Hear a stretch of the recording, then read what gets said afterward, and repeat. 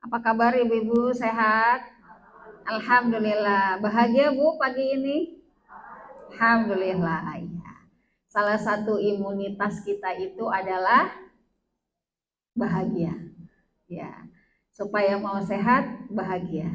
Apalagi kita semua yang hadir di tempat ini insya Allah sudah senior semua ya, ibu-ibu ya.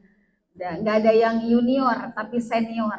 Saya nggak bilang sudah tua, enggak gitu, karena di surga itu nggak ada orang-orang tua. Ya, jadi saya bilangnya senior. Baik, bismillahirrahmanirrahim. Alhamdulillahirabbil alamin. Alhamdulillahi bi ni'matihi tatimmus sholihat wa allafa baina qulubina fa asbahna bi ni'matihi ikhwana.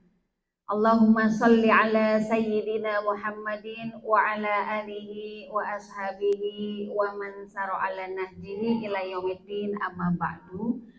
Ibu-ibu semuanya yang saya cintai karena Allah, tentu segala puji bagi Allah yang telah memberikan banyak sekali kenikmatan dalam hidup kita ya Bu ya.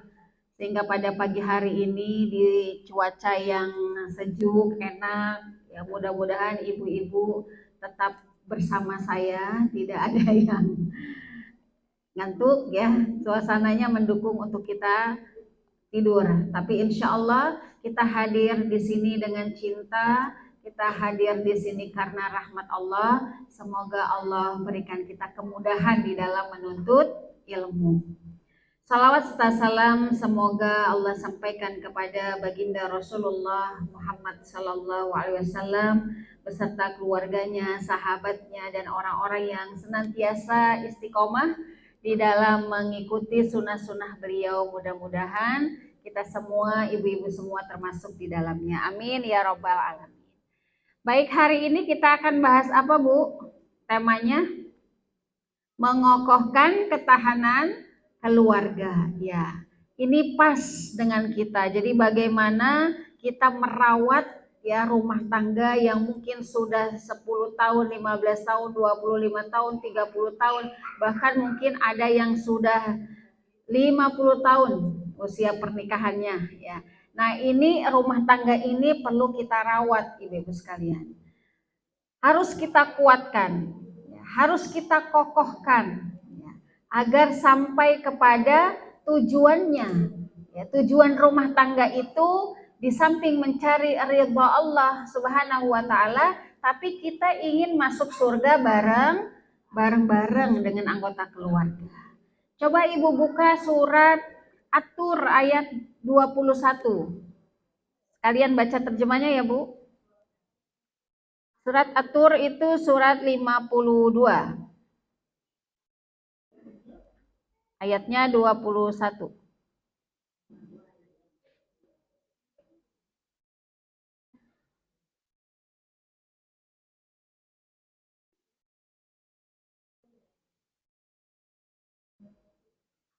Boleh Bu Tuti baca? Ya, suratnya 52, ayatnya 21.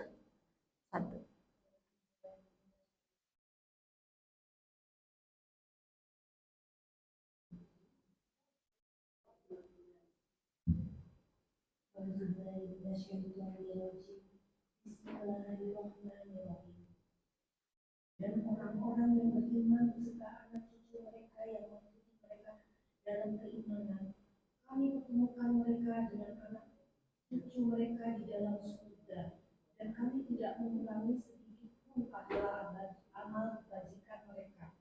Setiap orang terikat dengan apa yang dikerjakannya. Baik, ibu-ibu yakin nggak dengan ayat ini? Sudah buka ya semua ya, surat 52 ayatnya 21. Ada kabar gembira dari Allah, ibu-ibu sekalian. Allah berfirman, "Wallazina amanu." Dan orang-orang yang beriman. Berarti sama-sama beriman, sama-sama akidahnya satu, yaitu beribadahnya kepada Allah Subhanahu wa taala. Kemudian wattaba'athum, kemudian yang mengikutinya, mereka yang mengikutinya siapa? Pasangan-pasangannya, anak-anaknya, cucu keturunannya. Masya Allah. Zurriyatuhum itu keturunan, biimanin yang imannya satu, alhaqna bihim zurriyatahum. Nanti di surga Allah akan pertemukan mereka ini. Tapi syaratnya satu, yaitu sama-sama beriman. Wama alatnahum min amalihim min syai', dan Allah tidak pernah mengurangi sedikit pun pahala dari apa yang kita kerjakan di dunia ini. Kullum ri'im bima kasaba rahin. Dan setiap kita itu mendapat balasan sesuai dengan amal kita. Kita yakin ya Bu, baca ayat ini dengan penuh keyakinan bahwa Allah akan mengumpulkan orang-orang beriman itu bersama keluarga besarnya, ya, pasangannya, anak cucu, keturunannya bisa masuk surga bareng-bareng, tapi syaratnya satu akidah. Syaratnya sama-sama beriman.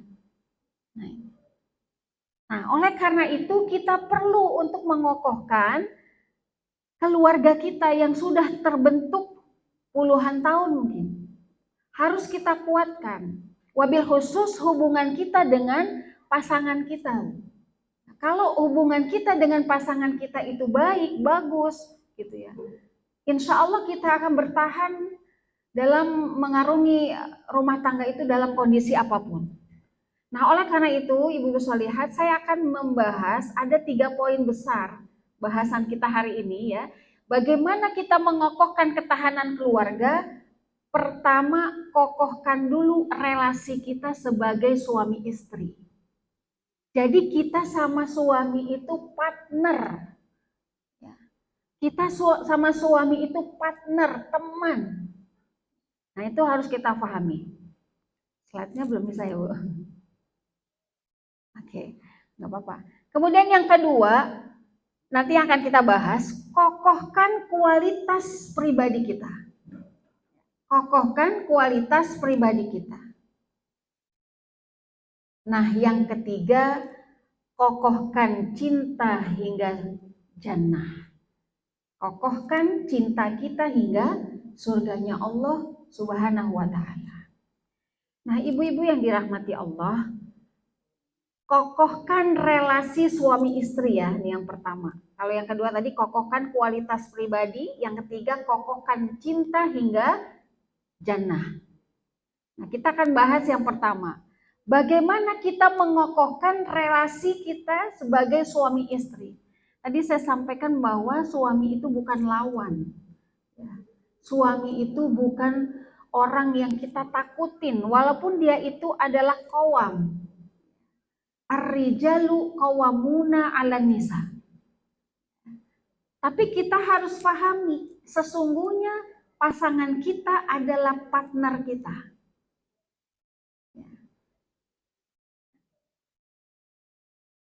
Di dalam Al-Quran, Allah Subhanahu wa ta'ala memberikan ada 5 ayat Al-Quran, ibu-ibu sekalian, yang menjelaskan bahwa kita ini dengan suami itu adalah partner. Kita adalah relasi. Hubungan kita sebagai suami dan hubungan kita sebagai istri.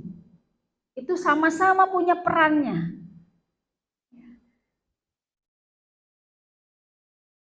Yang pertama, relasi suami istri di dalam Al-Quran itu adalah relasi kita sebagai pasangan. Relasi kita sebagai pasangan. Ini ayatnya Allah jelaskan di dalam surat Ar-Rum ayat 21 yang sering kali kita baca ketika orang mau nikah. Ya. Boleh silakan kalau mau dibuka Qurannya, surat Ar-Rum surat 30 ayatnya 21. Dibaca terjemahnya saja nggak apa-apa, Bu. Saya bacakan ayatnya. A'udzubillahi minasyaitonirrajim. Bismillahirrahmanirrahim. Wa min ayatihi an khalaqakum min khalaqalakum min anfusikum azwaja. Ya, azwaj. Litaskunu ilaiha. Wa ja'ala bainakum mawaddatan wa rahmah. Inna fi dzalika laayatil liqaumi yatafakkarun. Kata Allah, perhatikan. Kita punya relasi sebagai pasangan dengan suami kita. Dan dari tanda-tanda kebesaran Allah Subhanahu wa taala, maka Allah menciptakan dari jenismu sendiri pasangan-pasangannya. Agar kamu apa? Litaskunu ilaiha. Kita kembali mereview ya Bu, tujuan kita pernikahan itu. Litaskunu ilaiha. Agar masing-masing kita ini merasa tenang, sakinah, nyaman. Kalau itu sudah kita dapatkan dalam rumah tangga kita, insya Allah rumah tangga kita sakinah. Waja'ala berikutnya, waja'ala bainakum mawaddatan warahmah. Ya. Tangga yang kedua adalah, pertama sakinah, yang kedua adalah mawaddah, dan yang ketiga adalah rahmah. Mawaddah itu artinya cinta. Jadi di dalam rumah tangga itu harus ada sakinah, harus ada cinta, harus ada rahmah itu apa? Kasih sayang. Nah, kalau sebuah rumah tangga, 3 hal ini sudah tidak ada di dalam rumah tangga tersebut, maka rumah tangga ini bisa bermasalah. Bisa bermasalah. Walau dia sudah nikah 10 tahun, nikah 15 tahun, punya anaknya 5, tapi sesungguhnya tidak ada sakinah masing-masing pasangan ini. Cuma masing-masing mempertahankan demi anak-anak. Sekian puluh tahun menikah tidak ada cinta di dalamnya, tidak ada rahmat, tidak ada kasih sayang. Itu berarti rumah tangganya bermasalah. Baik, yang kedua adalah relasi kepemimpinan, ibu-ibu. An-Nisa ayat 34. Allah Subhanahu wa taala berfirman, "Ar-rijalu qawwamuna 'alan nisa." Bahwa laki-laki itu adalah pemimpin bagi perempuan dalam hal mengambil keputusan. Itu perlu digarisbawahi. Untuk yang lain-lainnya kita bisa berkompromi, kita bisa bersepakat, dan kita bisa berdiskusi. Ya. Tetapi untuk mengambil keputusan itu adalah hak suami kita. Yang ketiga, relasi kelekatan. Surat Al-Baqarah ayat 187. Silakan yang mau dibuka. Surat Al-Baqarah ayat 187. Kita punya relasi kedekatan.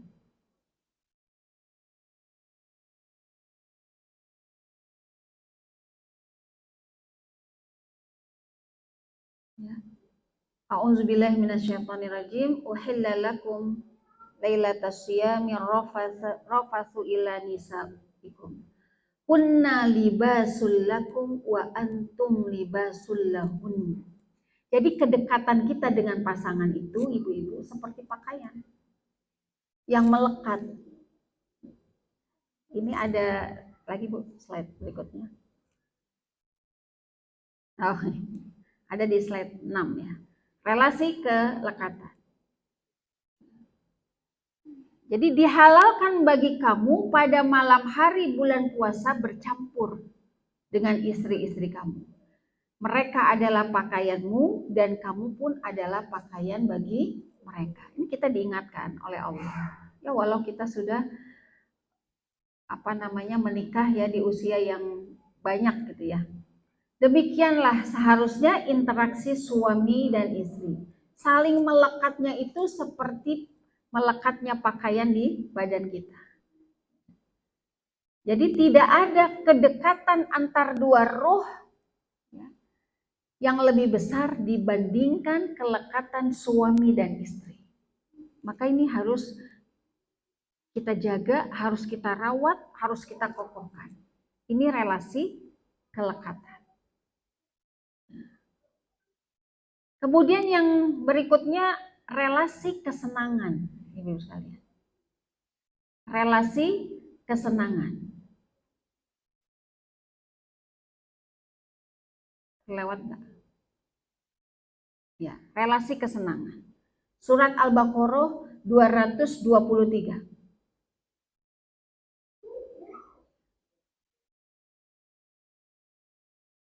Boleh dibaca yang ketemu? Nisa ukum harsul lakum fa'tu harsakum anna syi'tum wa qaddimu li anfusikum wattaqullaha wa'lamu annakum mulaqu wa basyiril mu'minin. Istri-istrimu itu adalah seperti tanah tempat kamu bercocok tanam. Berikutnya nanti, Bu. Ya. Maka datangilah tanah tempat bercocok tanammu itu sebagai dari arah mana saja yang kamu kehendaki. Ini buat para suami. Dan kerjakanlah amal yang baik untuk dirimu. Dan bertakwalah kepada Allah dan ketahuilah bahwa kelak akan menemuinya. Bahwa kamu kelak akan menemuinya. Dan berikanlah kabar gembira bagi orang-orang yang beriman. Wa basyiril mu'minin. Nah ini. Jadi kalau kita paham dengan peran atau relasi bahwa masing-masing pasangan itu menjadi relasi kesenangan, maka kita berkewajiban untuk memberikan kesenangan itu kepada pasangan kita. Makanya kenapa seorang istri ketika suami mengajak ibadah ya di dalam kamarnya, dia tidak boleh menolak. Kalau menolak itu dosa. Kenapa? Ada relasi kesenangan di sini. Ya. Bahkan hadisnya malaikat akan marah kalau suami ngajak istrinya beribadah pada malam hari, kemudian istrinya menolak. Murkanya itu sampai waktu pagi, Bu. Ini kadang-kadang kita suka kelewat bahwa oh iya kita ini dengan suami ada sebagai relasi kesenangan. Ya. Sebagai relasi kesenangan. Kadang-kadang kita lupa. Sudah bisa ya? Kasih.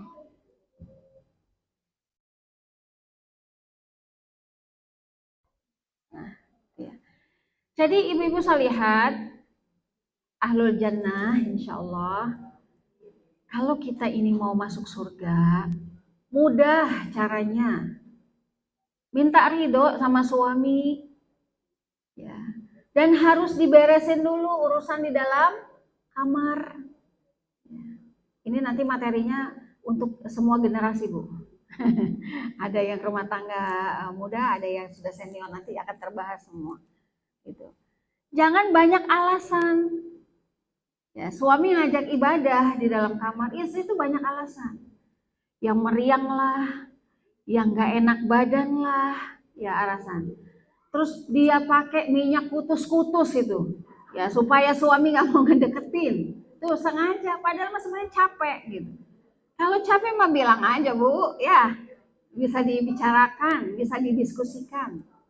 Ingat, kata Allah, kamu pasangan suami istri itu sebagai relasi kesenangan. Ya, ibu-ibu. Kemudian suami istri boleh menikmati kesenangan yang halal. Oh, di layar lebar ya. Jadi suami istri boleh menikmati kesenangan yang halal. Itu disebut sebagai mubasyarah dengan cara apapun. Dengan cara apapun.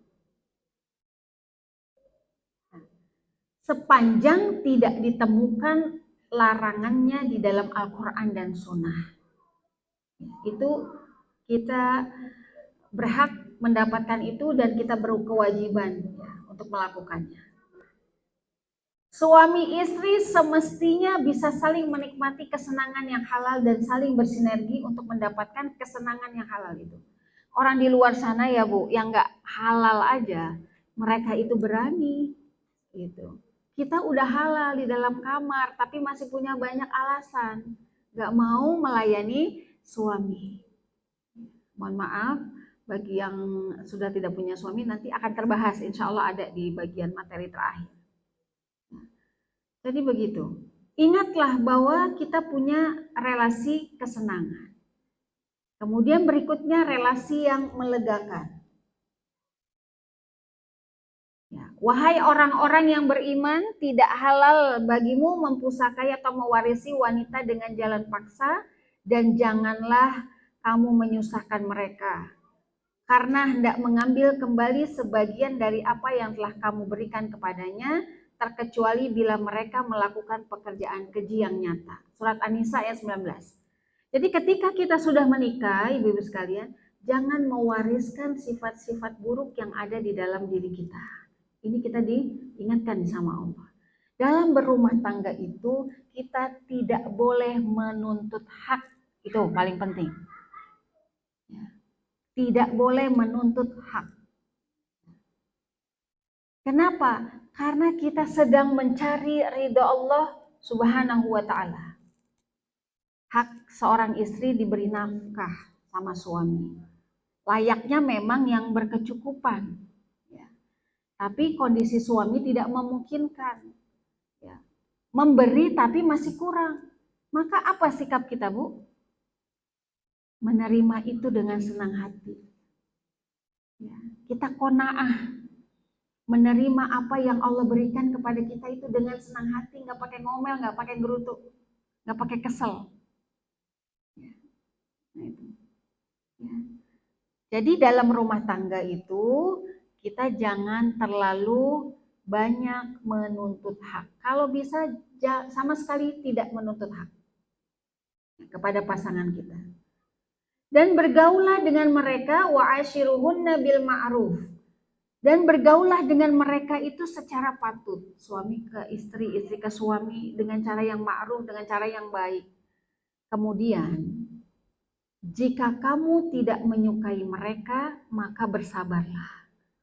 Wallahi ya ibu-ibu, selama yang namanya pasangan kita itu manusia, pasti ada tidak sempurnanya. Pasti ada kurangnya. Nggak ada yang sempurna. Jadi kalau udah menikah 10 tahun, 15 tahun, 20 tahun, 25 tahun, jangan nyesel. Ada yang nyesel, Bu? Begitu sudah nikah, ya Allah, terlihat semuanya. Sifat-sifat buruk kita itu terlihat semua sama suami, begitu juga suami. Ya. Kekurangan kita semua terlihat. Kekurangan suami semua terlihat. Jangan lihat rumput orang lain. Enak ya, dia mah pasangan yang romantis. Kemana-mana kalau jalan selalu digandeng. Kalau saya mah minta digandeng, apaan sih mah? Udah nggak usah gitu-gituan mah. Gitu. Hasad, iri gitu. Apa kata Allah? Karena mungkin ketika kamu tidak menyukai sesuatu pada pasanganmu itu, padahal di situ Allah menjadikan kebaikannya yang banyak. Jadi sebenarnya ya ibu sekalian, dari setiap kekurangan-kekurangan yang ada di dalam rumah tangga kita, sesungguhnya Allah itu sedang memberikan hikmah untuk menyempurnakan pernikahan kita. Saya itu ibu-ibu sekalian ya, banyak menangani kasus-kasus, ini masih 2 kasus yang saya tangani. Semuanya mau cerai. Jadi anak-anak sekarang yang pada nikah muda-muda itu, ya, memang pernikahan muda tidak dilarang ya, tetapi harus dibekali dengan ilmu dan kesiapan mental. Baru aja nikah 6 bulan, baru anaknya TK, ya baru 2 tahun, 3 tahun, pengen cerai, pengen talak, bentar-bentar talak, bentar-bentar pulang ke rumah ibunya, bentar-bentar ngadu. Gitu. Yang laki-laki juga begitu sama. Anak-anak mama, ya, anak-anak mama lagi ada masalah sama istrinya, pulang ke rumah mamahnya. Ya.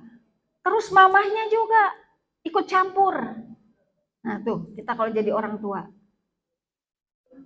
Jadi orang tua harus bijak, ibu-ibu.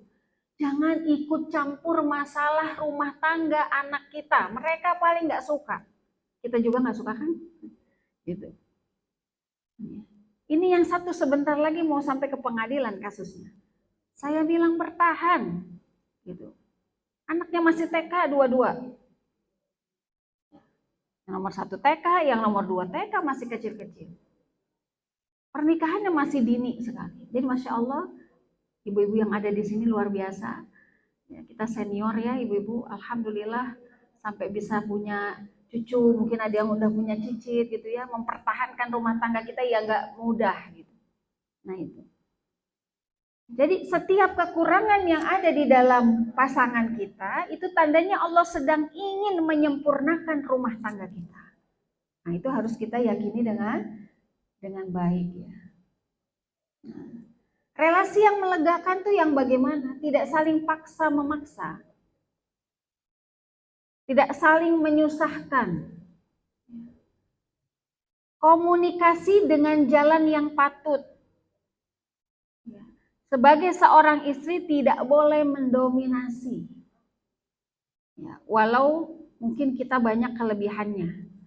Secara strata ekonomi kita lebih tinggi, secara strata pendidikan kita lebih tinggi. Ya. Tetapi tadi saya katakan dalam berumah tangga jangan menuntut hak. Kenapa? Masing-masing harus berupaya untuk memuliakan pasangannya. Itu beres tuh. Sebenarnya poin 1 ini selesai.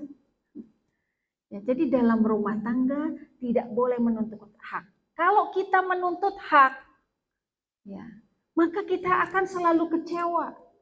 Nah, di tengah-tengah kekecewaan itu kadang membuat kita tidak sabar. Makanya kenapa rumah tangga muda-muda itu bentar-bentar banyak masalahnya.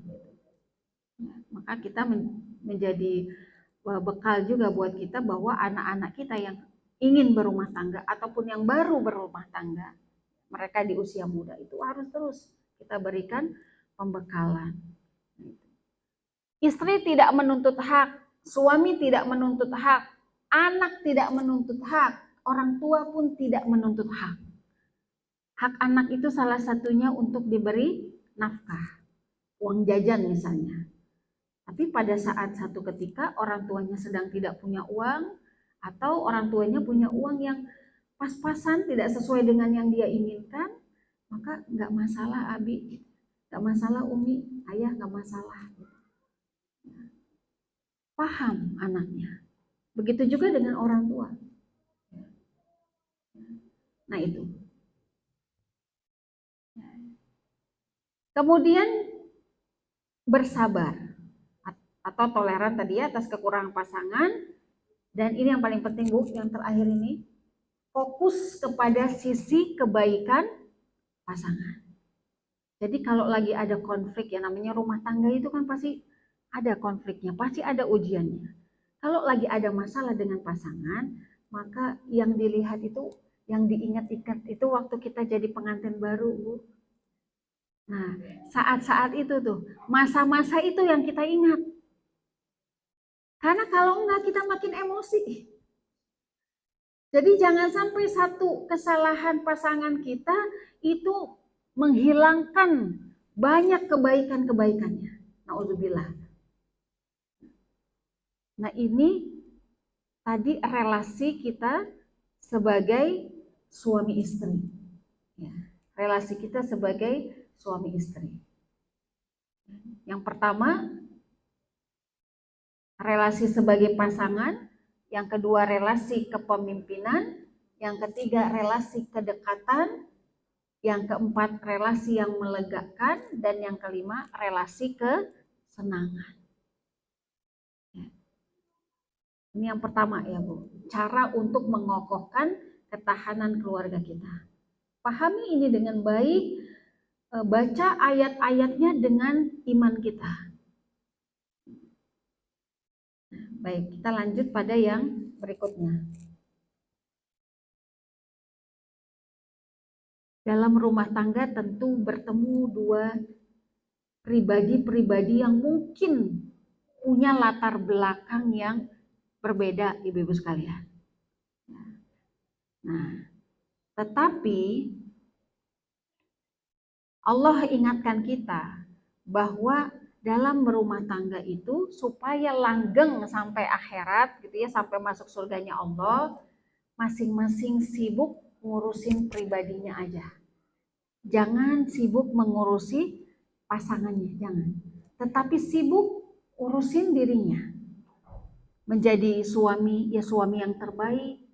Menjadi istri, istri yang terbaik. Begitu. Ya. Menjadi suami terbaik. Ini buat suami dulu. Nanti sekilas saja. Nabi Shallallahu Alaihi Wasallam bersabda, khairukum li ahli wa ana khairukum li ahli, kata Rasul. Sebaik-baik kalian adalah yang terbaik bagi istrinya, dan aku adalah orang yang terbaik di antara kalian terhadap istriku. Hari ini, Ibu sekalian, di media sosial itu sedang viral, di TikTok ya termasuk, itu ada video-video yang menyampaikan pesan begini. Suami yang mulia itu adalah suami yang memuliakan istrinya. Setuju nggak Bu dengan perkataan itu? Setuju. Suami yang mulia itu adalah suami yang memuliakan istrinya. Suami memuliakan istrinya, maka rezekinya akan barokah insya Allah. Rezekinya ngalir terus. Jadi kuncinya ada pada suami. Ya, ini hadis riwayat Tirmizi. Jaga akhlak. Menjaga akhlak. Akmalul mu'minin imanan ahsanuhum wa khuluqan.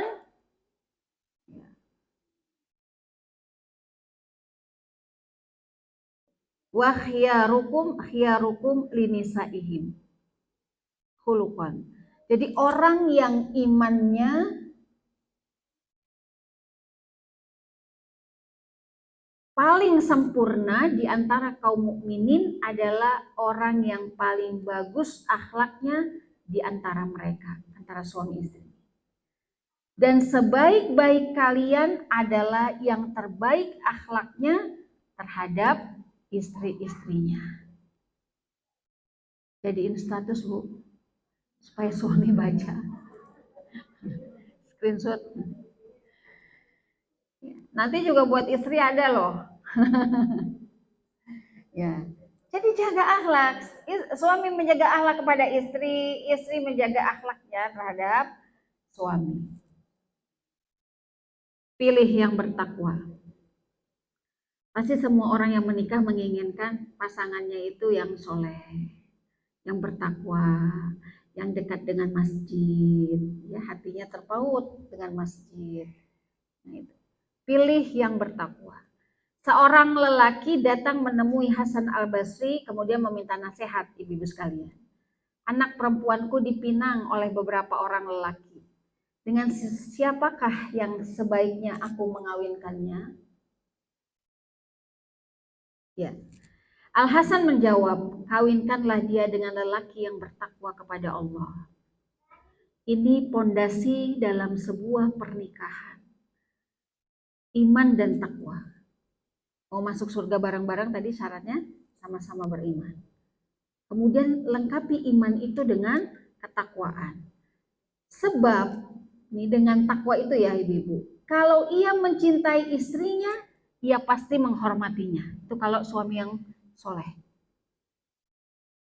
Makanya kalau datang kepada anak perempuan kita, beberapa orang laki-laki, pilihlah yang paling baik agamanya. Walau mungkin secara pekerjaan dia cukup, ya. Berlebih tidak, tapi cukup. Ya. Kalau kurang bagaimana? Sebenarnya kalau kurang dengan penuh keyakinan ya kepada Allah, akan Allah cukupkan. Kan Allah berfirman ya dalam ayat lain, menikahlah karena dengan menikah itu Allah akan cukupkan rezekimu. Nah, itu. Tetapi kalau tidak menyukainya, ia pasti tidak akan berlaku zolim terhadapmu. Nah itu. Kalau suami yang baik, ibu-ibu sekalian, suami yang bertakwa kepada Allah, kalau dia mencintai istrinya, dia akan memuliakannya. Kalau dia tidak menyukainya, dia pun tidak akan menyakitinya dan tidak akan menzoliminya. Pondasinya takwa. Ya, pondasinya takwa. Maka pilih yang bertakwa. Nah, sekarang bagian kita. Berlaku baik kepada istri. Nah, ini hadisnya. Asy-Syaukani dalam kitab Nailul Autar menyatakan banyak orang yang terjatuh dalam kesalahan ini. Engkau melihat seorang pria jika bertemu dengan istrinya, maka ia adalah orang yang terburuk akhlaknya, paling pelit, dan yang paling sedikit kebaikannya. Namun jika ia bertemu dengan orang lain selain istrinya, maka ia akan bersikap lemah lembut, ya, berakhlak mulia, hilang rasa pelitnya, dan banyak kebaikan yang dilakukannya. Tidak diragukan lagi, barang siapa yang demikian kondisinya, maka ia telah terhalang dari taufik atau petunjuk Allah dan telah menyimpang dari jalan Allah yang lurus. Kita memohon keselamatan kepada Allah. Jadi berlaku baik kepada istri, ya. Jangan sampai istrinya dizolimi, tapi nanti kalau ketemu sama mantannya, ya, ketemu sama teman-temannya yang dulu gitu ya, atau CLBK, nah, cinta lama belum kelar gitu. Tapi insya Allah ibu-ibu mah di sini solihah semua lah, nggak pada punya mantan insya Allah. Ya. Baik, lelaki terbaik, orang yang tingkat kebaikannya tertinggi dan yang paling berhak untuk disifati dengan kebaikan adalah orang yang terbaik bagi istrinya.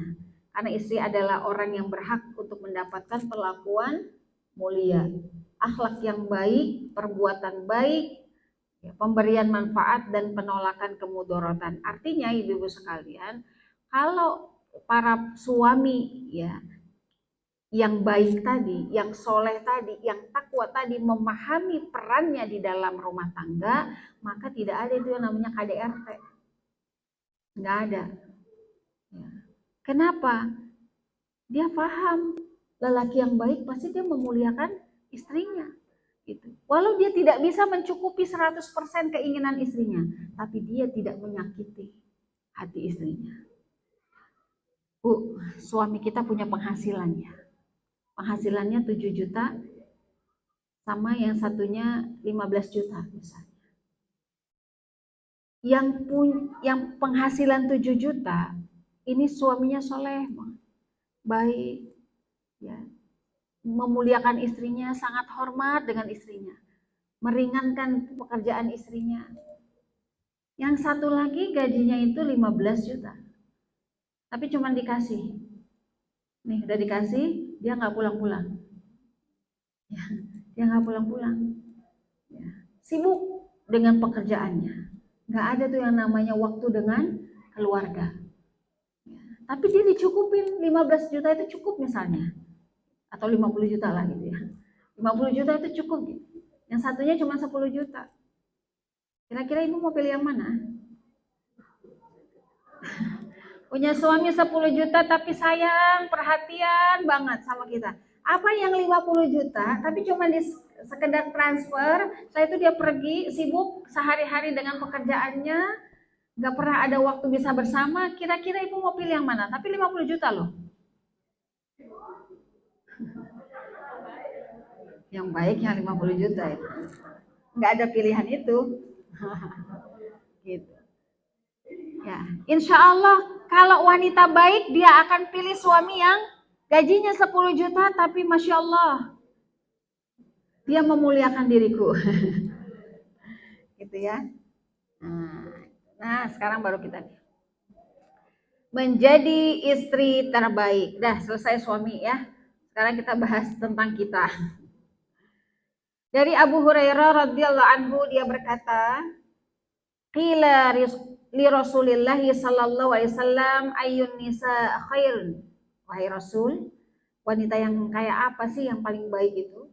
Qala Nabi, Rasulullah bersabda, allati tasarruhu idza nadhara. Siapakah wanita paling baik? Nabi menjawab, yaitu yang paling menyenangkan jika dipandang oleh suaminya. Dalam riwayat lain, ina idza nazartaha sarotka. Kemudian yang kedua, watuti'uhu idza amara wala takhlifuhu fi nafsiha wa maliha bima yakra. Mentaati suami jika diperintah dalam tanda kutip selama suami nyuruhnya untuk yang baik. Ya. Jangan juga karena pengen taat banget gitu ya sama suami. Pengen yang penting pokoknya suaminya ridho lah gitu ya. Disakitin juga sabar aja gitu. Ya. Disuruh ngapain aja yang buruk-buruk udah bun, gak usah ngaji, udah gak usah pakai hijab, udah gak usah baca Quran, ngapain sih sedekah segala macam. Kira-kira ibu taatin gak itu? Tidak. Tapi ada loh bu, ada. Jadi suaminya bilang ini, mama, kalau mama pergi bersama papa, papa tidak mau mama pakai jilbab. Ada yang seperti itu. Ada juga yang mengatakan, mama, kalau mama pergi sama papa, papa tidak mau mama pakai baju gamis. Nggak apa-apa lah itu mah mending ya. Yang penting hijab gitu. Tapi kalau nggak boleh pakai hijab ini namanya sudah bermaksiat ya sama Allah. Gitu. Tapi kan kita harus taat sama suami ya, taat dalam ketaatan kita kepada Allah. Tapi kalau dalam bermaksiat nggak boleh. Dan tidak menyelisihi suami pada diri dan hartanya sehingga membuat suami benci. Nggak boleh dusta, nggak boleh ngebohongi, ya, nggak boleh khianah. Jadi kepercayaan yang suami berikan kepada kita jangan disalahgunakan. Tolong banget ini. Ya. Karena ini kalau kita lakukan ibu-ibu akan terjadi konflik, bukan konflik yang kecil, tetapi konflik yang langsung besar ketika suami merasa dirinya dikhianati. Bu, saya tanya, ibu-ibu sama suami handphonenya di password nggak? Ada yang di password? Ibu-ibu boleh nggak buka handphone suami? Suami boleh nggak buka handphone ibu? Hukum asalnya tidak boleh, kecuali dengan kesepakatan. Kenapa tidak boleh? Karena masing-masing kita punya privasi. Ya, kecuali dengan kesepakatan. Oke, punya saya nggak di password, punya Abi juga nggak di password. Apa password? Kita boleh saling lihat ya untuk ngecek. Gitu. Silakan aja dengan kesepakatan. Jangan mencuri-curi. Mencuri-curi. Ya. Dek, tolong tanya ayah dong, password handphonenya apa? Tapi jangan bilang ya, kalau mama yang minta. Tuh anaknya disuruh minta password handphone. Ini terjadi nih, saya lagi nangani kasus nih awalnya dari situ. Gitu. Makanya istrinya jadi tahu. Ya. Akhirnya dikasih sama anaknya. Wah, suaminya tidur. Suaminya tidur sebenarnya ketika handphonenya diambil, suaminya itu sebenarnya udah agak goyang-goyang katanya. Agak gelisah, ngerasa kali ya. Dibuka bu, dia tahu passwordnya. Begitu dibuka, Masya Allah, isinya adalah chatting-chattingan dan dia banyak sekali dengan wanita lain. Jadi yang sembunyi-sembunyi itu terkadang ada tidak baiknya. Ya. Itu ya ibu-ibu. Jangan mendustai suami, suami juga jangan mendustai istri. Jangan berkhianat. Kalau sudah dikhianati itu bisa menjadi konflik yang besar. Baik, yang berikutnya adalah cantik. Saya kasih cantik. Apa itu cantik? Solihah dan cantik. Cantik ya, bukan cantik tapi cantik, solihah dan cantik. Imam As-Sindi menjelaskan makna hadis yang tadi gitu ya. Jadi wanita yang berpenampilan menawan secara lahir dan berakhlak baik secara batin. Berpenampilannya menawan, indah, enak dilihat sama suami. Pernah tanya nggak Bu sama suami kita, ayah, kalau bunda di rumah itu sukanya, ayah tuh suka bunda pakai baju apa? Pernah tanya nggak Bu? Tanya dong, coba ditanya. Jangan sampai kita ada di zona nyaman, pakai daster. Jangan jadi dasteriah. Udah itu yang banyak lubang AC lagi dasternya. Kan biasanya daster yang lama itu enak ya Bu ya. Gitu. Kalau kata suami bilang, udah mah, pakai apa aja, papa mah nggak masalah. Ya, ya. Pokoknya kapan papa perlu, mama harus siap melayani. Nah, gitu. Mau pakai daster silakan, mau pakai you can see silakan, mau pakai kaos celana di rumah silakan. Ya. Jadi ditanya Bu, supaya suami kita itu ridho gitu ngelihat kita.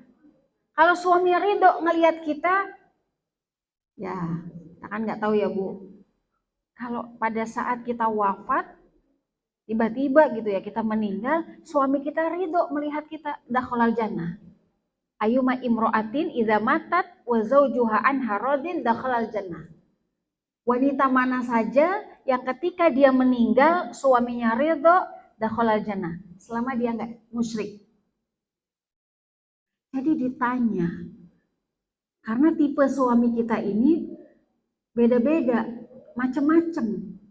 Tergantung dari latar belakang keluarga itu berpengaruh salah satunya. Ada seorang suami yang istrinya, mah kalau di rumah itu mama pakainya baju you can see aja. You can see. Ih nggak pantas atuh papa.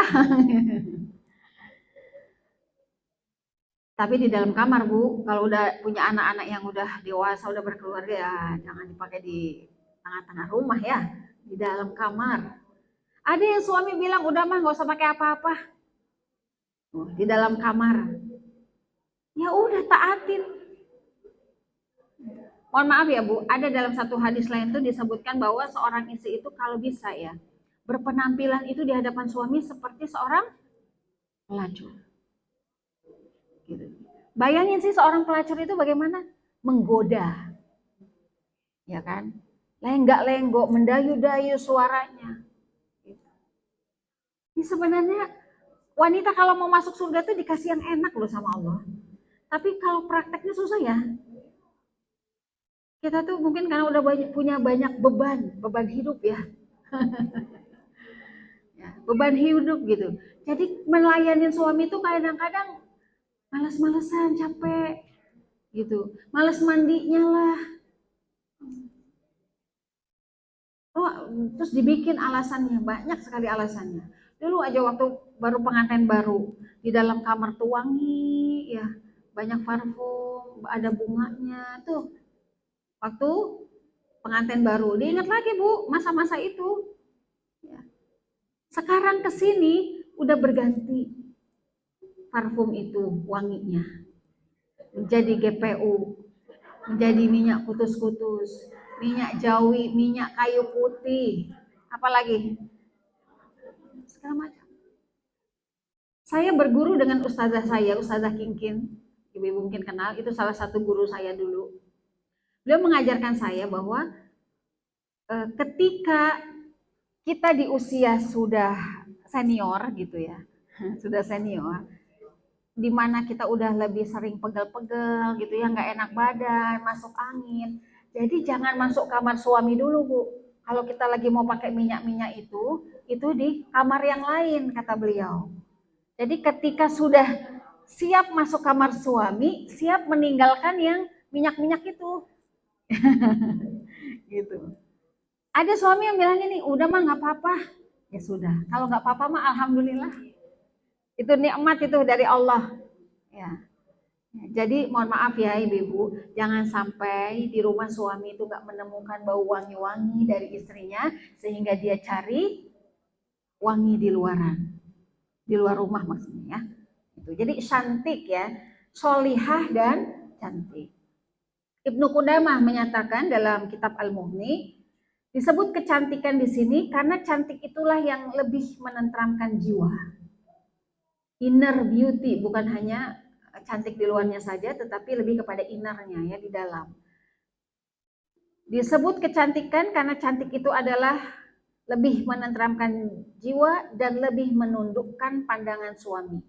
Artinya suami tidak akan melirik wanita lain insya Allah kalau dia sudah dapatkan kesenangan-kesenangan itu dari istrinya. Itu pun akan menyempurnakan rasa cinta suami istri. Oleh karena itu dituntut adanya nazar, melihat calon sebelum menikah gitu. Ya, jadi cantiknya itu lahir dan batin.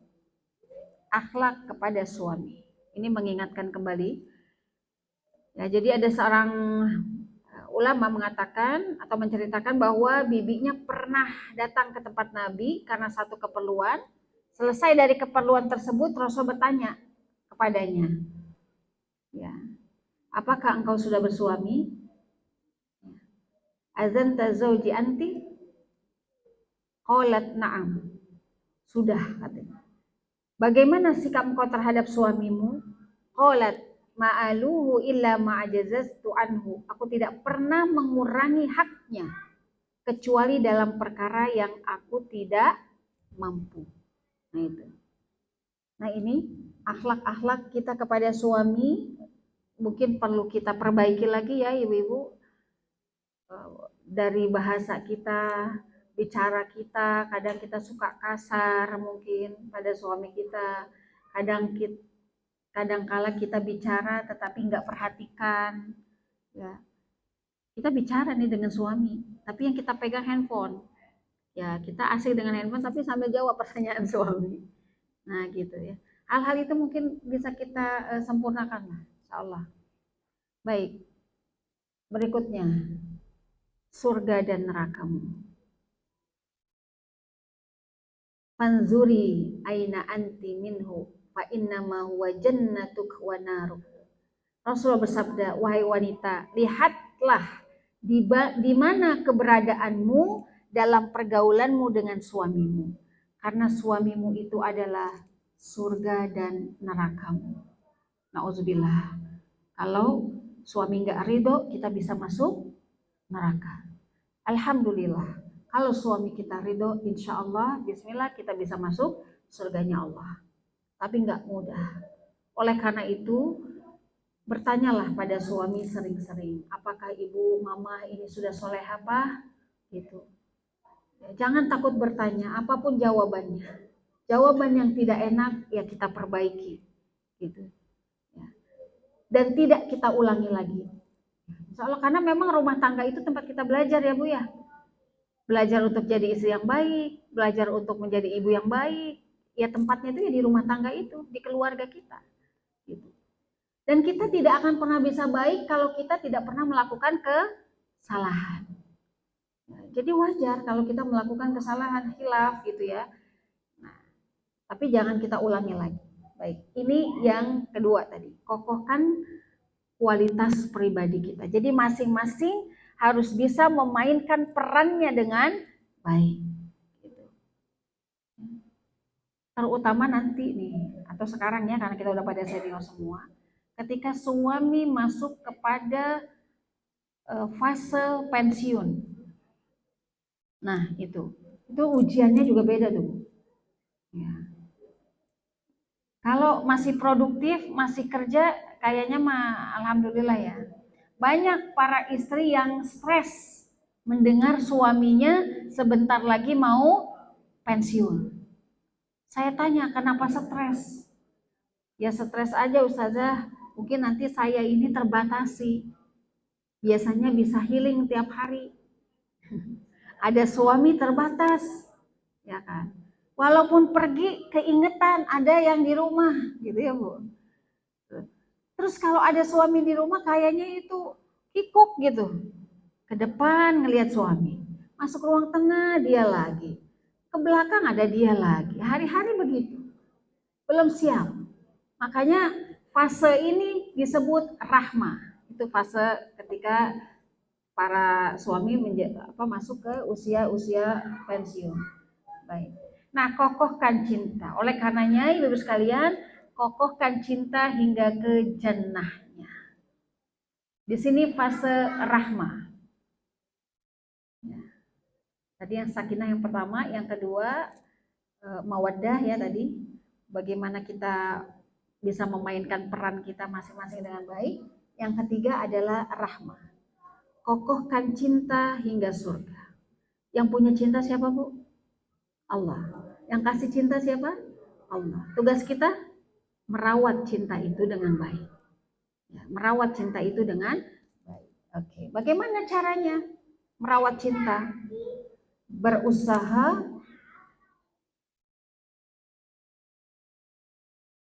Oh, nggak muncul? Oh, ini satu-satu ya. Berusaha untuk selalu fokus melihat kebaikan pasangan. Selesai itu. Ya. Kalau yang kita lihat baik-baik saja, maka semua akan baik-baik saja. Tapi kalau yang kita lihat salahnya, kurangnya, ya, nggak sesuai dengan harapan kita, maka rumah tangga tidak akan baik-baik saja. Cinta pun tidak akan baik-baik saja. Berusaha untuk toleransi terhadap kekurangan dan kelemahan pasangan. Tadi sudah ada ayatnya. Ya, jadi boleh jadi ketika engkau tidak menyukai satu sifat dari suamimu atau dari istrimu, di balik sesuatu yang engkau tidak suka itu, Allah sedang memberikan banyak kebaikan. Allah sedang memberikan hikmah, ya, untuk menyempurnakan rumah tangga kita. Berusaha memahami, mengerti, dan menerima kondisi pasangan. Ya wes, kalau wayahnya pensiunnya harus diterima. Dengan lapang dada, dengan senang hati. Jangan juga panik ya Bu. Panik. Ini biasanya urusan rezeki. Aduh nanti gimana ya gitu. Insya Allah, selama kita ini fokus dengan Allah, ya, kita bertransaksi, meyakini ya bahwa kita ini bertransaksi di dunia ini dengan Allah, maka di setiap kesulitan Allah akan berikan kemudahan. Di setiap kesempitan Allah akan berikan kelapangan. Di setiap kekurangan Allah akan cukupkan.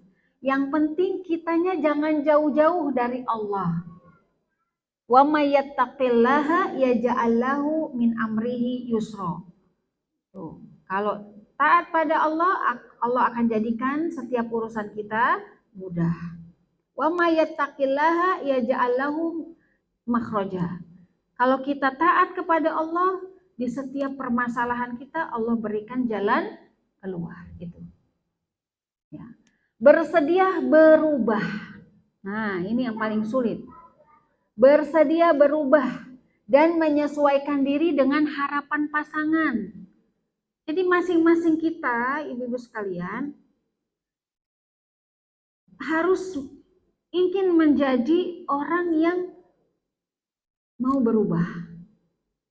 Mau berubah. Merubah hal-hal yang tidak disukai oleh pasangan kita. Ini harus masing-masing nih. Kalau cuma satu aja, suaminya aja atau istrinya saja, itu nggak bisa. Dan menyesuaikan diri dengan harapan pasangan. Nah ini, harapan pasangan itu, misalnya seorang suami ya mengharapkan bahwa, Bunda nanti kalau misalnya sudah pensiun, ayah mau pulang kampung, masa tua kita di kampung aja ya.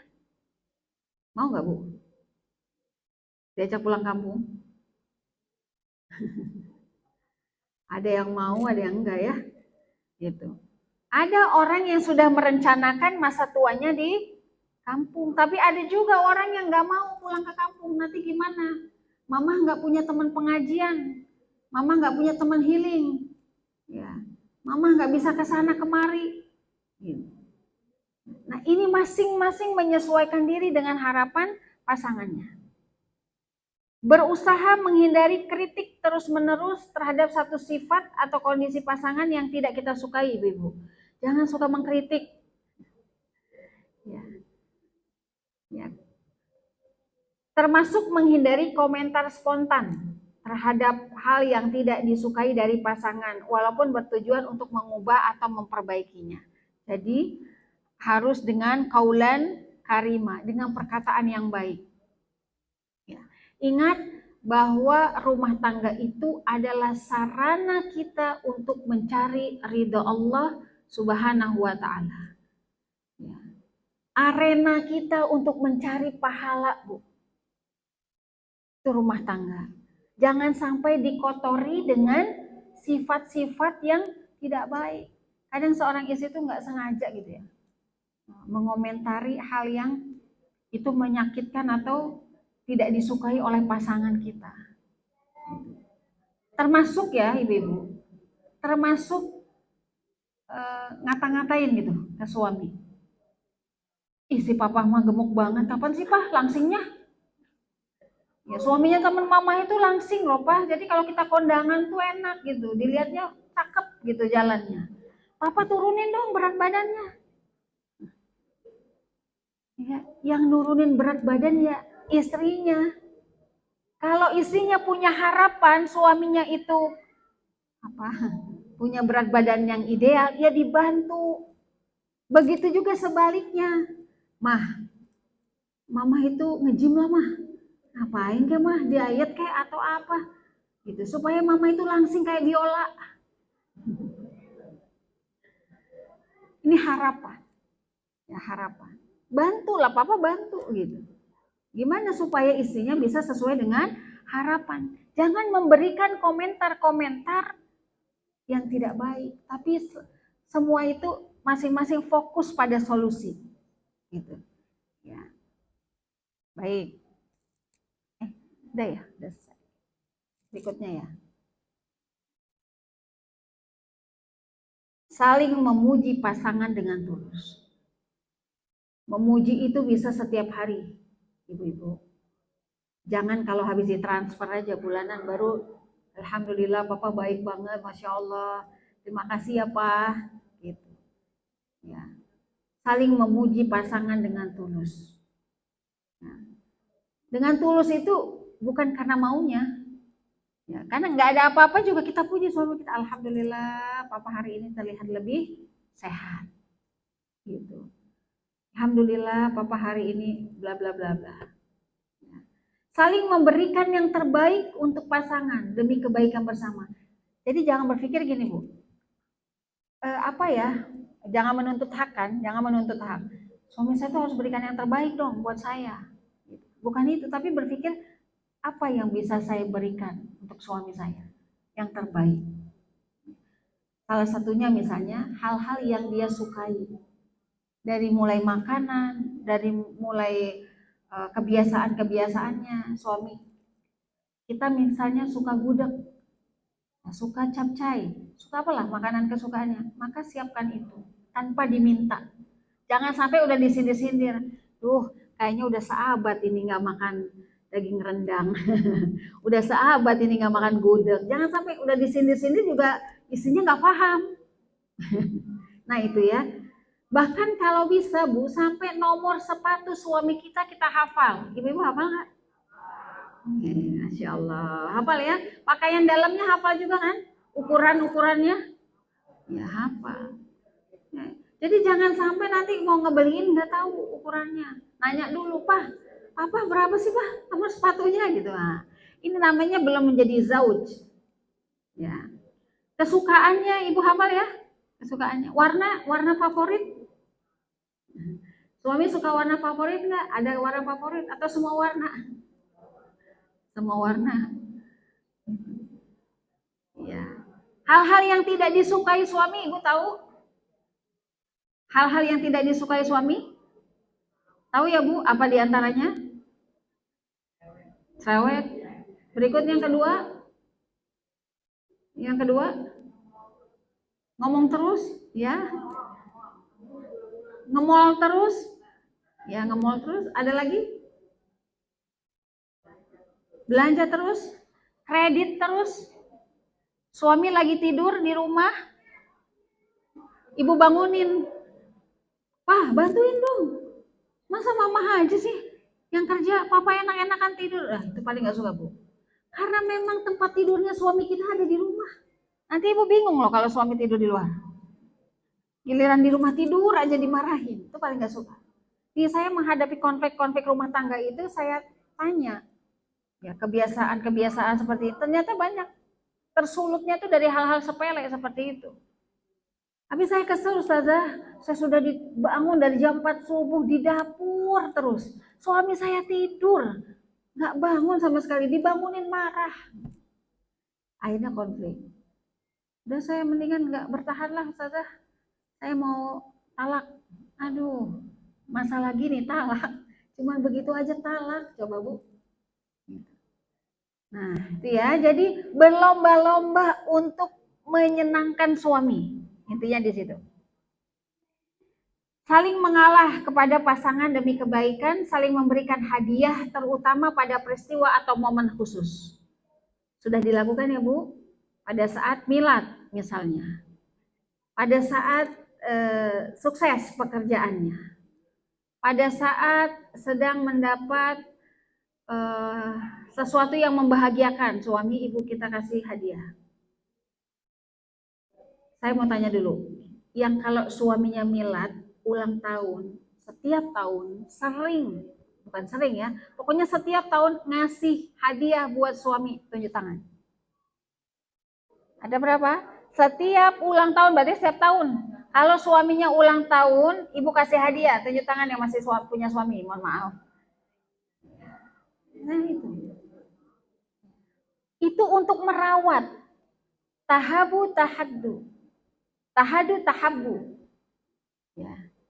Saling beri hadiah, maka engkau akan cinta, maka engkau akan sayang.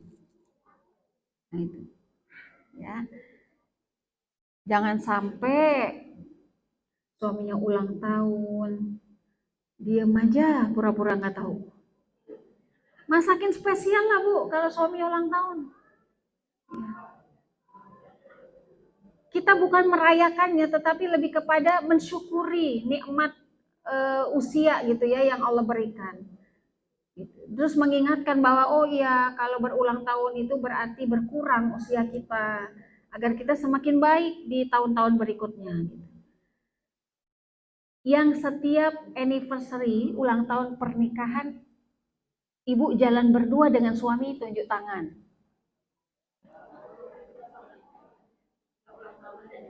Iya. Gak ulang tahun aja juga setiap hari berdua ya, jalan berdua. Jadi jangan sampai pas justru ulang tahunnya lupa. Nah itu ya, jadi Masya Allah. Terus menyempatkan waktu untuk bercengkrama, mengobrol dan berdiskusi dengan pasangan. Kalau suami kita sudah pensiun ya ibu-ibu, maka waktu ini tentu lebih banyak. Maka kita harus kemas supaya tidak membosankan. Ngobrol, ngopi gitu ya Bu. Pagi ngopi bersama, saya ngeliat ibu saya itu seperti itu. Kalau pagi ngopi di ruang, di teras rumah sama bapak gitu kan. Nanti sore lagi begitu lagi gitu. Itu untuk merawat. Ya. Ya. Istri yang ngebuatin kopi buat suaminya jangan disuruh buat sendiri. Ya. Iya, atau ngeteh ya. Atau sekedar duduk berdua aja ngobrol gitu. Ya, tanpa kopi, tanpa apapun nggak apa-apa, bisa. Ya. Jadi menyempatkan waktu untuk bercengkrama, mengobrol atau berdiskusi dengan pasangan. Nah, untuk pasangan yang masih produktif, siapkan 3 waktu. Pertama, waktu jalan bersama suami. Sendiri ada. Nggak usah bawa anak-anak. Yang kedua, waktu bersama anak-anak. Yang ketiga, waktu kita sendiri. Me time. Insya Allah ibu bahagia. Insya Allah bahagia. Insya Allah ibu-ibu gak akan merasakan saya ini adalah seorang istri yang paling menderita di dunia ini. Gak akan merasakan itu. Jadi waktunya dibagi 3. Ini yang masih produktif ya. Ibu-ibu masih ada suami, kemudian anak-anak juga masih produktif ya. Waktu bersama pasangan tanpa anak-anak, waktu bersama anak-anak sekeluarga, dan waktu kita sendiri. Bilang itu sama suami. Kita perlu waktu untuk me time dengan teman-teman. Bilang, suami juga begitu kalau sudah pensiun, mah, papa mau ketemu si fulan. Silakan, jangan dihalangi Bu, jangan. Tapi juga jangan berlebihan. Ya. Mentang-mentang me time gitu ya, udah dibolehin sama suaminya, me time terus setiap hari. Hari ini jalan-jalan, besok jalan-jalan lagi, besok jalan-jalan lagi, terus Ya kan teman mama mah banyak, Pak. Hari ini sama arisan ini, besok sama pengajian Nurul Kolbi, besok sama pengajian mana, besok sama pengajian mana. Itu namanya israf. Itu namanya berlebihan. Ya. Baik, berikutnya.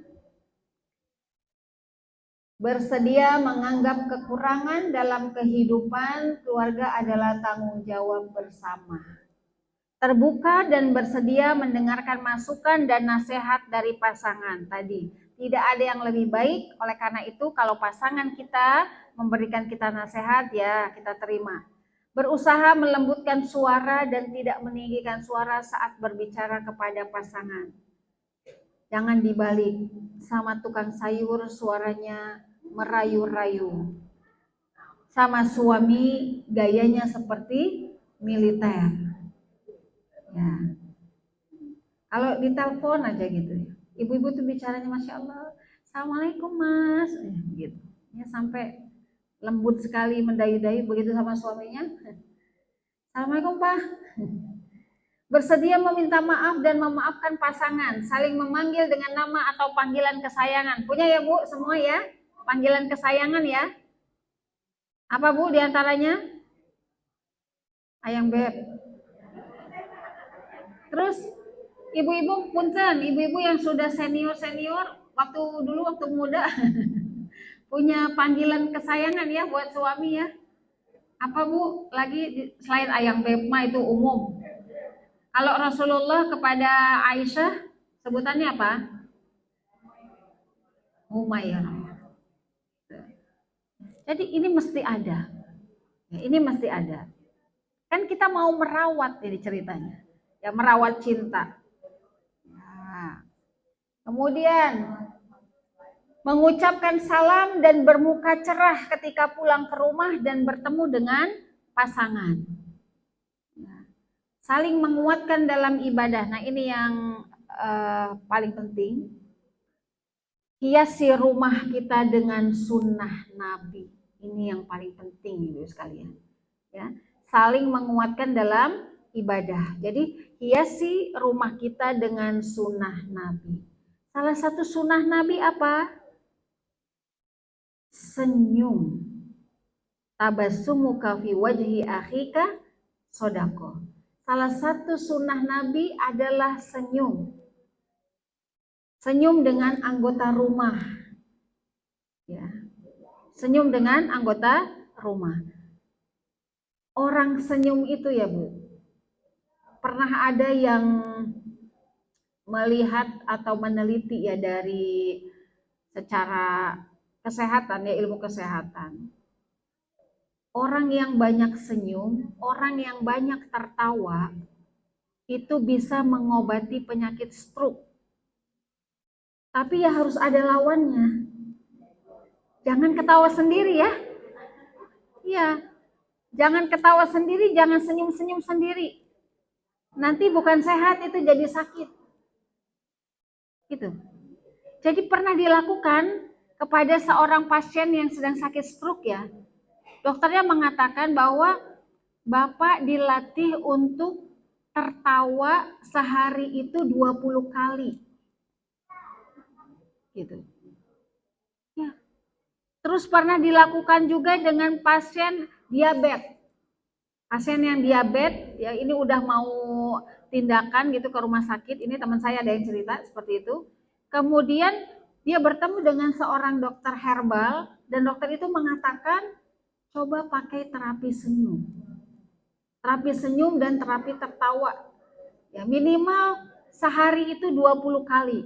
Tapi harus ada lawannya. Jangan ketawa sendiri, jangan senyum sendiri di depan kaca, jangan. Gitu. Jadi senyum itu Masya Allah ibu-ibu. Ya. Ternyata bisa jadi obat. Mengusahakan tabungan keluarga. Ya, ini untuk merawat cinta juga, melaksanakan haji, umroh, infak, dan lain sebagainya. Melaksanakan refreshing untuk menyegarkan suasana, jaga aib dan rahasia pasangan terhadap orang lain. Ya. Saya ingin menambahkan di poin kedua itu, saling menguatkan dalam ibadah. Ya, di samping tadi senyum ya ibu sekalian, sholat sunnah bersama, sholat wajib bersama, tilawah Quran bersama, Masya Allah, ke masjid bersama. Gitu. Nah, ini untuk dalam rangka merawat cinta kita kepada suami. Saling mendoakan untuk kebaikan pasangan. Bersedia untuk membahas persoalan kerumah tanggaan bersama pasangan. Jadi, sempatkan waktu untuk ini. Lebih mengutamakan pasangan dibandingkan dengan urusan sepele lainnya. Coba perhatikan saat suami pulang ke rumah, apakah ibu masih asik dengan handphonenya, itu perlu diperhatikan dan itu dijaga, jangan. Gitu. Pokoknya udah tahu jam kepulangan suami, berarti ibu siap-siap fokus ya untuk bertemu dengan suami di dunia nyata, bukan di dunia maya. Ya. Kadang-kadang suami udah masuk, assalamualaikum, waalaikumsalam, istrinya masih duduk aja main handphone ya. Gitu. Ini pernah ada seorang suami datang kepada saya menyampaikan bahwa kebetulan istrinya itu jamaah saya gitu, bahwa suami ini merasa tidak diperhatikan gitu, istrinya lebih perhatikan handphone, sampai katanya saya itu di rumah sampai cari makanan ke belakang, istri saya masih asik aja dengan handphone.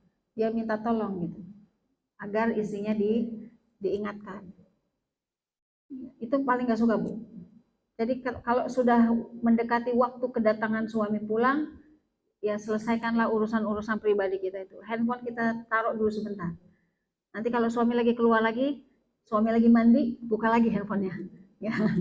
Pokoknya kalau suami datang, ibu harus cakep di depan suami tanpa handphone. Nah, ngobrol-ngobrol sebentar, suami mandi, ya kita pengen lagi lihat handphonenya. Gitu. Ya gitu. Sama juga dengan anak-anak sebenarnya.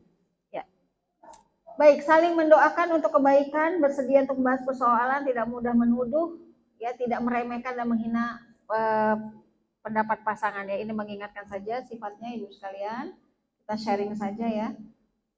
Tidak mengkritik atau memarahi pasangan di hadapan orang banyak. Ini seringkali saya ketemu nih. Ibu-ibu, apa sih kayak gitu? Ini karena suami saya nih kemarin tanpa sadar. Lagi kumpul-kumpul di tengah keluarga besar, tiba-tiba dia seperti menjatuhkan suaminya di hadapan orang lain, orang banyak. Nah itu nggak boleh. Tidak melukai hati pasangan dengan tindakan dan kata-kata, termasuk ketika sedang marah, tidak mencela kelalaian pasangan dalam menunaikan kewajiban, naruh anduk. Ya, suami kita kalau naruh anduk, naruh sendiri apa ditaruhin, Bu? Yang masih punya suami? Naruh sendiri ya. Alhamdulillah. Alhamdulillah kalau suami naruh sendiri. Kalau pas dia lagi lalai lupa, anduknya ditinggal di atas tempat tidur, jangan dimarahin. Bismillah, saya mencari ridha Allah. Taruhin. Toh itu kan sekali-sekali aja. Tidak membandingkan pasangan dengan orang lain, ya jelaslah. Kita juga nggak mau dibandingin kan? Tidak membandingkan cita rasa masakan istri dengan cita rasa masakan orang tua. Nah ini paling penting nih. Bun, kok kamu itu masaknya nggak enak ya Bun? Nggak seenak mama kalau masak. Aduh, kira-kira sakit nggak hati kita Bu? Sakit. Ya. Tidak boleh membandingkan bentuk fisik pasangan dengan orang lain. Karena yang Allah berikan yaitu yang terbaik buat kita. Ya Allah, kapan saya punya suami yang langsing, ya tinggi. Udah ngebayangin orang lain gitu. Nah, dosa itu. Suami juga begitu, ya Allah, kapan saya punya istri itu yang tinggi semampai kayak biola, aduh. Anggun gitu. Nah, ini istri ngomel-ngomel mulu ya. Tidak berlebihan memuji kelebihan orang lain atau menampakkan kekaguman kepada orang lain di hadapan pasangan. Bagi kita, ibu-ibu solihat, nggak boleh ceritain wanita-wanita lain di hadapan suami kita. Nggak boleh. Apalagi yang kita ceritain itu wanita yang lagi perlu dibantu. Wanita yang lagi kesulitan nggak perlu cerita ke suami. Kecuali kalau suami kita itu ada solusinya. Udah mah nih bantu untuk bayar sekolah anaknya, nggak apa-apa. Tapi kalau ibu cuma sekedar cerita-cerita, jangan. Khawatir suami kita iba. Nah, kalau sudah iba, udah kasihan, nanti akan ke tahap berikutnya. Nah, ibu-ibu repot nanti.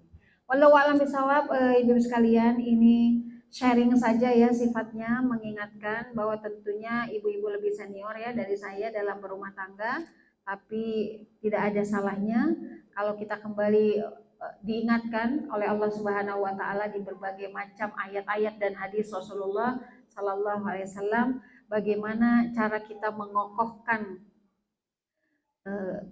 rumah tangga kita, mengokohkan keluarga kita ya agar kita berumah tangga itu visi dan misinya satu mencari ridha Allah Subhanahu wa taala dan bisa masuk surga bersama keluarga kita, orang-orang yang kita cintai. Semoga Allah berikan kita kefahaman dan Allah berikan kita kemudahan dalam mengaplikasikan ilmu-ilmu kita. Ilmu yang berkah adalah ilmu yang bisa kita amalkan, ilmu yang berkah adalah ilmu yang bermanfaat buat orang lain, ilmu yang berkah adalah ilmu yang menyelamatkan orang yang menyampaikan. Wallahu a'lam bishawab, ini yang bisa saya sampaikan. Semoga bermanfaat. Aku lupa lihada wa astaghfirullah wa lakum. Assalamualaikum warahmatullahi wabarakatuh.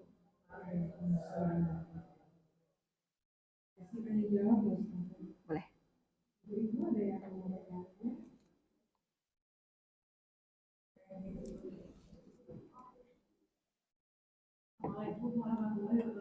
Pak Ade, waalaikumsalam warahmatullahi. Terus saja saya mau tanya tentang tadi yang bekerja ke suami kalau ada yang tahu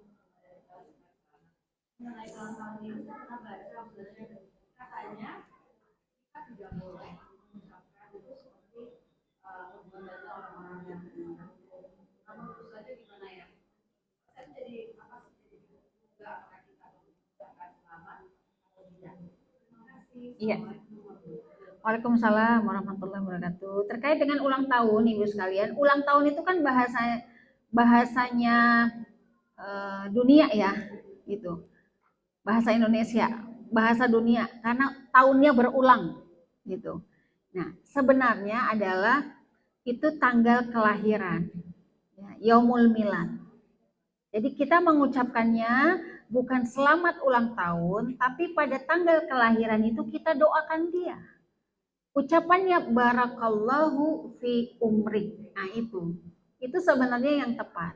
Jadi jangan selamat ulang tahun ya Pak, selamat ulang tahun ya, selamat enggak, tapi yaumul milad ya Pak gitu. Jadi hari kelahiran ya Pak, selamat gitu ya. Selamatnya pada hari kelahiran. Seperti maulid ya, seperti maulid Rasul gitu. Ya, jadi jangan selamat ulang tahun. Kemudian bentar Bu ya. Kemudian pada saat jatuh tanggal kelahiran kita, kalau dulu Nabi itu puasa, Bu. Iya, Nabi puasa sebagai bentuk rasa syukurnya gitu kepada Allah Subhanahu wa taala kalau dia ulang tahun, kalau beliau ulang tahun. Nah, kita orang yang sedang jatuh tanggal lahirnya, maka sebaik-baik amalan adalah didoakan dan mendoakan. Gitu. Barakallahu fi umrik ya ayah. Semoga usianya ya berapapun usia ayah ya di sisa usia ini Allah penuhi dengan keberkahan. Kemudian ayahnya bilang begitu juga buat mama kan saling doa mendoakan gitu. Itu boleh-boleh saja. Yang tidak boleh adalah kalau dirayakan. Tiup lilin. Potong kue boleh, beli kue mak silakan aja gitu. Kuenya juga nggak harus kue tart ya. Kue lapis juga nggak apa-apa. Gitu ya. Ya, itu karena untuk bersyukur gitu, ekspresi rasa syukur. Ya, jadi lebih kepada kita mendoakan dia dan dia mendoakan kita. Tidak ada yang seremoni seperti orang-orang Nasoro atau orang-orang Yahudi. Salah satu tandanya apa Bu cirinya? Ada lilinnya. Candle itu bukan punya orang Islam. Candle itu simbolnya orang Nasrani gitu ya.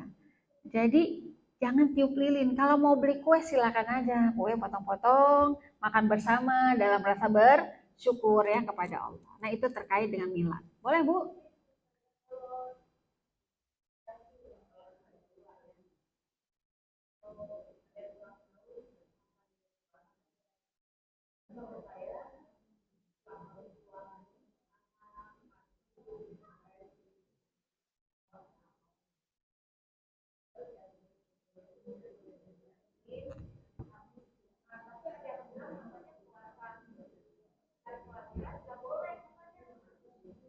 Ya,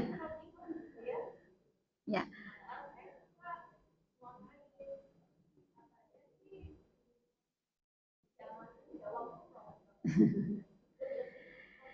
Ya.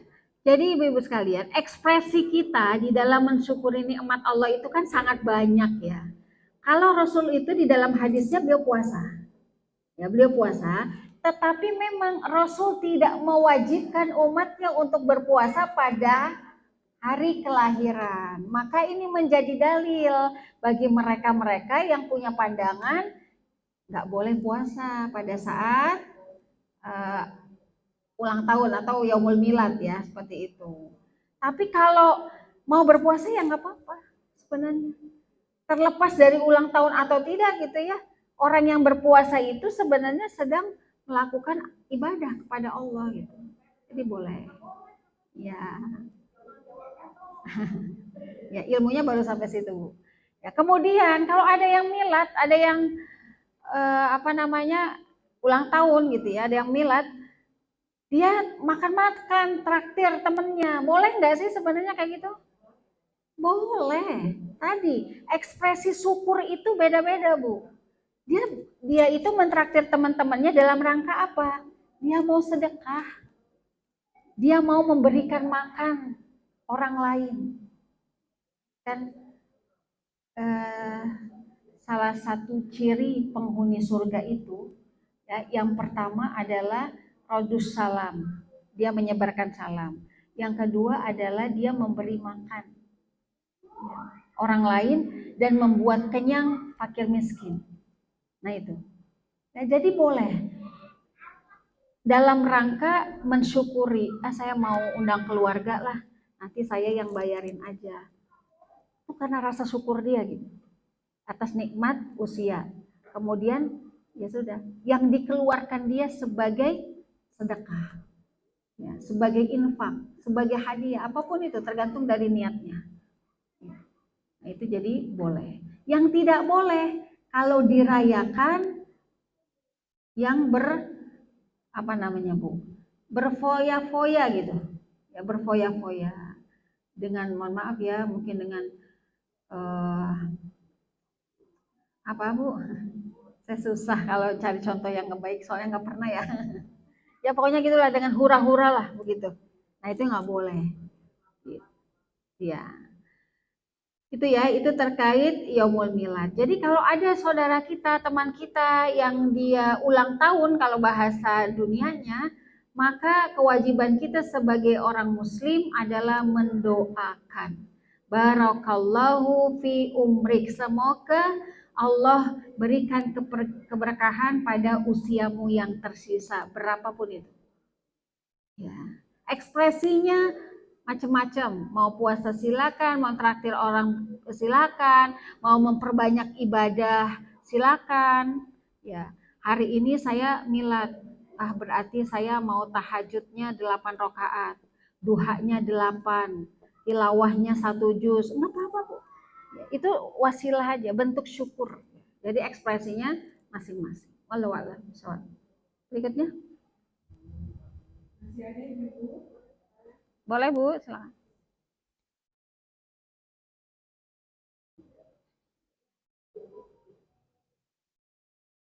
Assalamualaikum warahmatullahi wabarakatuh. Waalaikumsalam.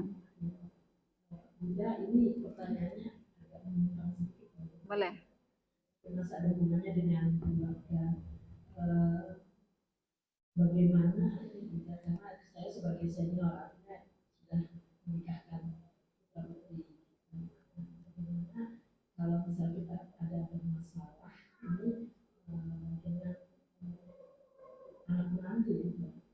Jadi bagaimana bersikapnya kita sebagai orang tua kalau sikapnya ada masalah anak dan mungkin secara umum aja saja karena mungkin faktornya hari ini kan keluarga. Terima kasih. Waalaikumsalam warahmatullahi. Bagaimana menjadi mertua yang disayangi menantu? Masya Allah. Bagaimana menjadi mertua yang disayangi oleh menantu? Nah, ibu-ibu yang dirahmati Allah, ini saya teringat ya, saya seringkali menyampaikan pesan ini ketika acara pengajian pranikah ya. Jadi ketika kita sudah menikah, itu anak-anak kita ini harus kita pahami gitu. Ketika kita sudah menikah, bahwa mertua itu juga orang tua.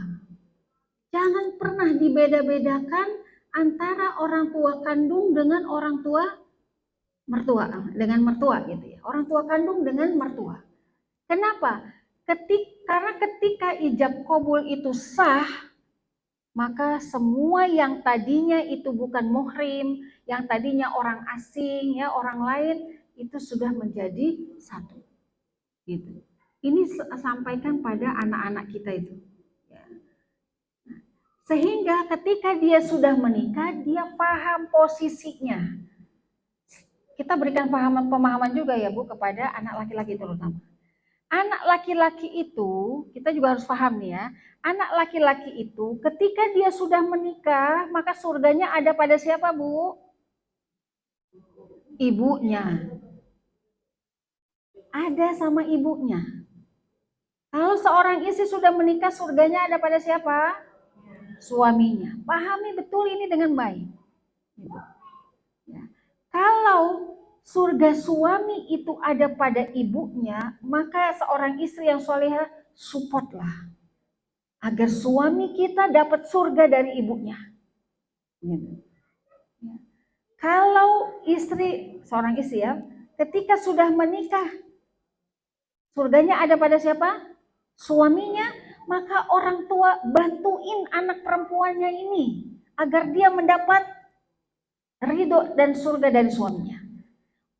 Oleh karena itu, kita sebagai orang tua tidak boleh juga membeda-bedakan menantu kita. Oh ini mah anak kandung saya, ini mah menantu saya, itu anak saya juga. Sama perlakuannya seperti ibunya sendiri.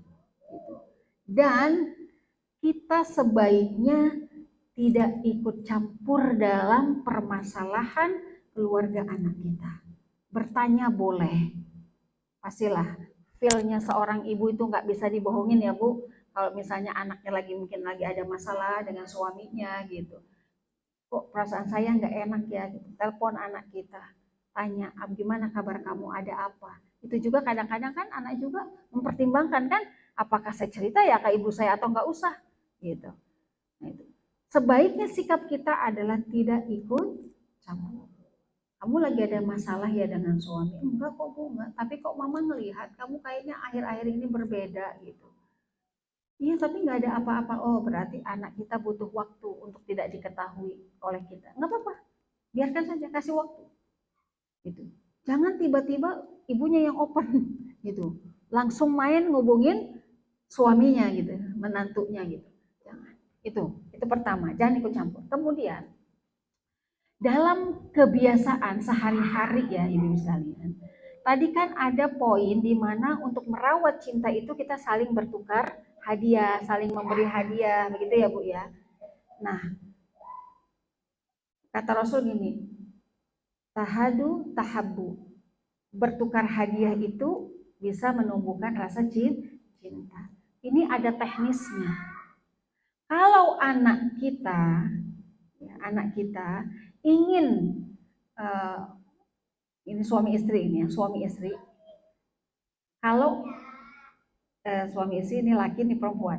Kalau suami mau memberi sesuatu kepada orang tuanya, jangan suami yang ngasih, tapi istrinya.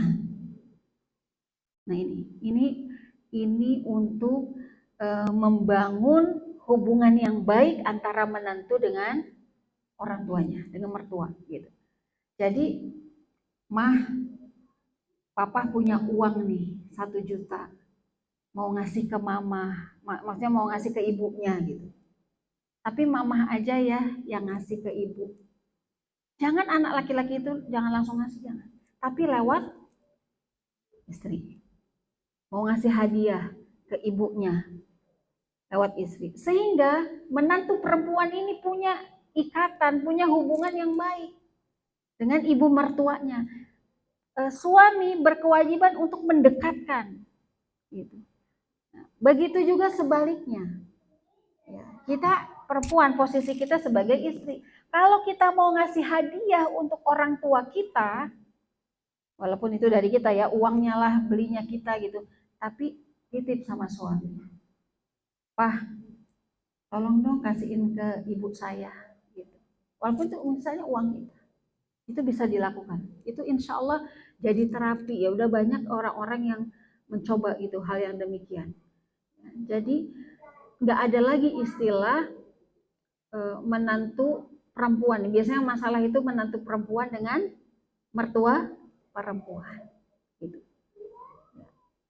Konsep awalnya apa? Yaitu pahamilah bahwa mertua adalah orang tua. Gitu. Jadi ini bekal. Sekalipun anak-anak kita misalnya udah menikah semua, tetap itu harus kita ingatkan. Jangankan itu, masalah sholat saja ya ibu-ibu. Anak kita sudah berkeluarga, masalah sholat itu masih kewajiban kita untuk mengingatkan. Jangan dilepas begitu saja. Kecuali memang anak kita sudah benar-benar soleh gitu ya. Wah dia misalnya seorang ustadz, seorang kiai misalnya. Nah itu yang diingatkan cucunya, cucu kita, anak kita. Gitu. Tapi kalau anak kita yang masih pas-pasan ibadahnya, itu masih tetap kewajiban kita. Sebagaimana kewajiban anak laki-laki kepada ibunya. Jadi jangan pernah membeda-bedakan. Konflik paling besar itu adalah di sini. Orang tua ikut campur. Orang tua nggak percaya. Kasihkan kepercayaan kepada anak-anak kita. Kalau punya masalah, tapi saya penasaran, pengen tahu. Ya anak saya lagi punya masalah apa sih? Lewat orang lain. Ya, lewat orang lain, jangan kita langsung. Kenapa? Karena pada dasarnya semua anak itu menginginkan orang tuanya bahagia. Semua anak menginginkan orang tuanya nggak tahu kalau dia sedang punya masalah dalam rumah tangga. Tapi ini si ibu pengen tahu. Gimana caranya? Kepo nih ibunya. Lewat orang lain. Lewat teman anak kita misalnya. Jadi telusuri aja Bu. Kira-kira coba dilihat ada masalah apa sih sebenarnya. Oh dia berubah ya. Gitu. Jadi jangan kita langsung. Karena anak kita nggak mungkin dia akan menceritakan kepada kita. Nah ini ya ibu sekalian yang bisa saya sharing ya. Pengalaman beberapa kali saya menangani kasus perceraian itu. Ya masalahnya seputar itu. Menantu, mertua, kemudian suami, istri. Nah, itu. Tapi insya Allah kalau kita tadi sudah pahami bagaimana cara mengokohkan rumah tangga kita, keluarga kita, ya, hal-hal yang demikian bisa diminimalisir lah, gitu ya. Hilang mah tidak lah, karena namanya rumah tangga pasti ada ujiannya, keluarga pasti ada ujiannya. Tapi paling tidak kita akan cerdas di dalam mengolah masalah-masalah yang terjadi di rumah tangga kita. Wallahu a'lam.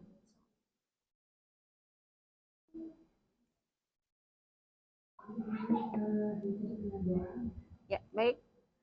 Alhamdulillah, alhamdulillahirabbil alamin, ibu sekalian.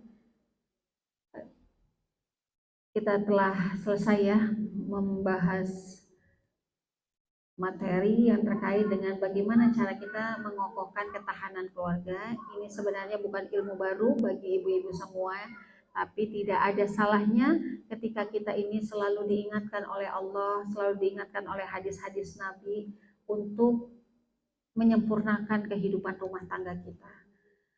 Dan kita berdoa kepada Allah agar Allah lembutkan hati kita sehingga hidayah itu mudah sampai pada diri kita, pada suami kita, pada anak-anak kita, menantu kita, cucu-cucu kita ya, agar kita senantiasa berada dalam garisnya Allah, kita senantiasa dalam ketaatan kepada Allah Subhanahu wa taala, kita senantiasa dalam keimanan kepada Allah sehingga kita nanti bisa masuk surga Allah bersama-sama orang yang kita cintai insyaallah. Al-hadiniyah wa likulli niyatin shalihah. Al-Fatihah.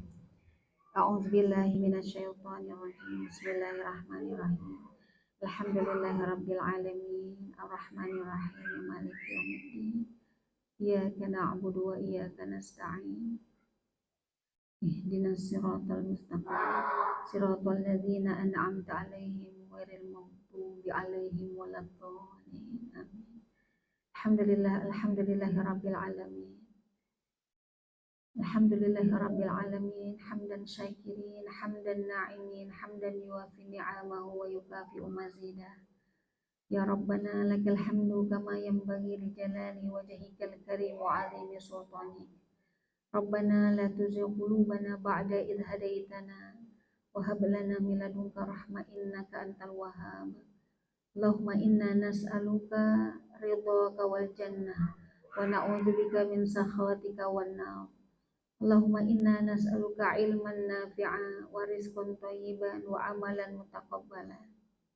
Allahumma inna nas'aluka hubbaka wa hubba man yuhibbuka wa hubba ila amalin yuqarribuna ila hubbika. Ya Allah, sungguh Engkau yang Maha Pengampun lagi Maha Penyayang. Ampuni dosa-dosa kami semua ya Allah, wabil khusus kami yang duduk hadir dalam majelismu ini ya Allah. Maafkan semua kesalahan kami, kehilafan kami ya Allah, kelalaian kami. Ya Allah, jika kami banyak dosa terhadap orang tua kami, ampunilah dosa-dosa kami dan dosa kedua orang tua kami ya Allah. Sayangi kedua orang tua kami, rawat kedua orang tua kami jika mereka masih hidup. Ampuni dosa-dosa mereka. Jika mereka telah wafat, lapangkan alam kuburnya, tenangi alam kuburnya dengan cahayamu yang tiada pernah pudar. Ya Allah, sebagai seorang istri tentu kami banyak melakukan kesalahan kepada suami. Maafkan dosa-dosa kami ya Allah. Ampuni dosa-dosa kami ya Allah. Maafkan kesalahan-kesalahan kami terhadap suami kami ya Allah. Wahai Allah, lembutkan hati kami agar kami senantiasa mendapatkan hidayah-Mu ya Allah. Ya Allah ya Rahman ya Rahim. Jadikan kami orang yang baik. Jadikan kami orang-orang yang Engkau rahmati ya Allah dan Engkau ridhoi. Jadikanlah ibadah dan ketaatan kami menjadi jalan mudah kami meraih surga-Mu kelak ya Allah. Wahai Allah, kami mohon kepadamu, ampuni semua tindakan kami yang berlebihan dalam urusan dunia kami ya Allah. Jangan Kau jadikan rasa sombong sedikit pun di dalam hati kami. Jangan Kau munculkan rasa hasad, iri, dengki terhadap saudara kami ya Allah. Tapi munculkanlah rasa hasad itu kepada orang-orang yang Engkau pilih, pada para nabi, para ulama, para syuhada. Ya Allah, irikan hati kami kepada ahlul Quran. Irikan hati kami kepada ahlul khair ya Allah. Irikan hati kami kepada ahlul ilmi ya Allah. Wahai Allah, karuniakan kepada kami ilmu yang bermanfaat. Ilmu yang akan menyelamatkan kami dunia dan akhirat. Beri kami kemudahan ya Allah di dalam mengamalkan ilmu-ilmu kami. Ya Allah, ya Rahman, ya Rahim. Engkau Maha Pengasih lagi Maha Penyayang ya Allah. Tuntunlah kami dalam berumah tangga. Bimbing kami ya Allah. Berikanlah kemudahan kepada kami agar kami terus dapat belajar untuk menjadi seorang istri yang baik bagi suami kami. Berikan kami kemudahan untuk terus belajar menjadi seorang ibu yang terbaik untuk anak-anak kami. Rabbana hab lana min azwajina wa dzurriyyatina qurrata a'yun waj'alna lil muttaqina imama. Ya Allah, kami sadar ya Allah bahwa kehidupan di dunia ini tidak akan lama. Bahwa kehidupan dunia ini hanya tempat bermain-main dan bersandiwara ya Allah. Oleh karena itu ya Rahman ya Rahim, jadikanlah keluarga kami keluarga yang sakinah mawaddah warahmah. Jadikan anak-anak kami anak-anak yang solih dan solihah ya Allah. Jadikan mereka anak-anak yang senantiasa mendapatkan hidayah-Mu. Lindungi dan jaga mereka dimanapun mereka berada ya Allah. Wabil khusus anak-anak kami yang telah menikah, karuniakan keluarga yang sakinah mawaddah warahmah kepada mereka ya Allah.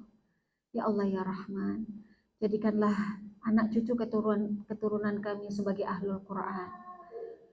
Ahlul Quran ya Allah. Allahumma ja'al Qur'anal azima rabi'a qulubina wa jala'a ahzanina wa dhahaba humumina wa humumina. Ya Allah, rahmatilah kami dengan Al-Quran. Hilangkanlah rasa sedih, gelisah, gundah gulana kami karena Al-Quran. Ya Allah, Jadikanlah Al-Quran penyejuk hati-hati kami, ya Allah. Jadikan Al-Quran solusi untuk semua permasalahan hidup kami.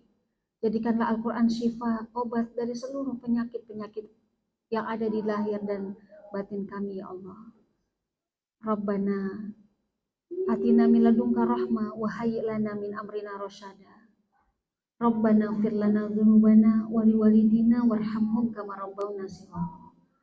Rabbana taqabbal minna innaka antas samiul alim wa tub alaina innaka antat tawwabur rahim. Rabbana atina fid dunya hasanah wa fil akhirati hasanah wa qina adzabannar. Subhana rabbika rabbil izzati amma yasifun wa salamun alal mursalin walhamdulillahi rabbil alamin. Amin amin ya rabbal alamin. Amin ya mujibas sailin. Aku qali hada, kebenaran tentu milik Allah, semoga menjadi hidayah buat kita bersama. Salah kurang hilaf tentu datang dari saya, mohon maaf lahir batin ya ibu-ibu semuanya. Aku qali hada wa astaghfirullahi wa lakum. Assalamualaikum warahmatullahi wabarakatuh.